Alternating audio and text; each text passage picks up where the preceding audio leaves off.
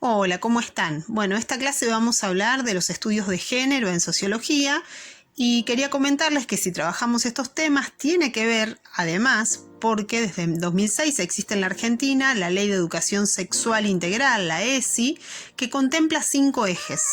Dentro de esos ejes que ustedes tienen en pantalla, como cuidar el cuerpo y la salud, ejercer nuestros derechos, respetar la diversidad y valorar la afectividad, también está el quinto eje, que es incorporar o reconocer la perspectiva de género.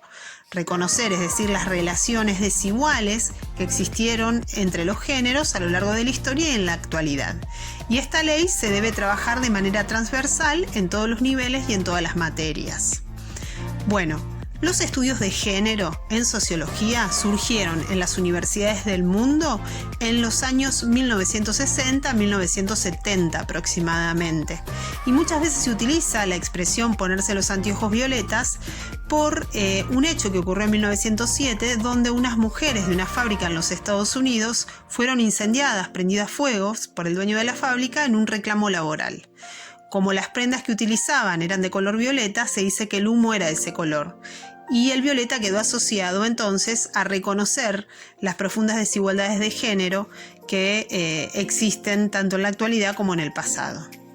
Como ven en pantalla, uno de los principales conceptos que vamos a trabajar es el concepto de género. El género es considerado una construcción social y cultural que asigna roles a varones y a mujeres en función de su sexo.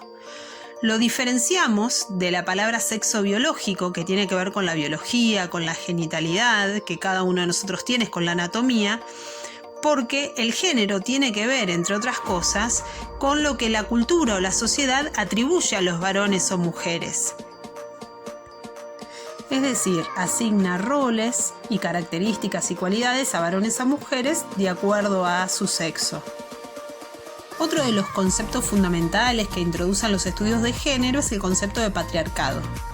Las sociedades patriarcales modernas aparecen luego de la Revolución Industrial y presentan estas 4 características que están en pantalla.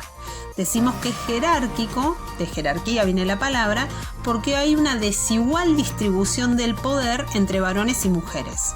No lo piensen tanto en la actualidad, piensen en el pasado donde, por ejemplo, las mujeres, solo por su condición de mujer, no podían votar, por ejemplo, sí los varones. Es atributivo porque atribuye roles, como veíamos recién, de acuerdo al género, ¿no? A varones y a mujeres. Por ejemplo, las mujeres se encargan de las tareas domésticas, los hombres de proveer el salario.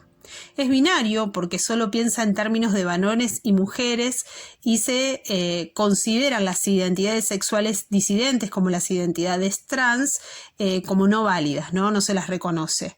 Y desigual por esta cuestión, ¿no? Porque hay una desigualdad en las relaciones entre varones y mujeres. Repito, piensen en la historia en donde, por ejemplo, una mujer hasta fines del siglo XIX, para poder comprar cosas así, para poder trabajar o estudiar, debía tener la certificación y autorización de su marido o de su esposo varón. Bueno, aquí vemos en pantalla cómo esa división sexual del trabajo entre varones y mujeres aparece con la Revolución Industrial y es funcional al sostenimiento del capitalismo. Bueno, hasta acá vamos a dejar por hoy.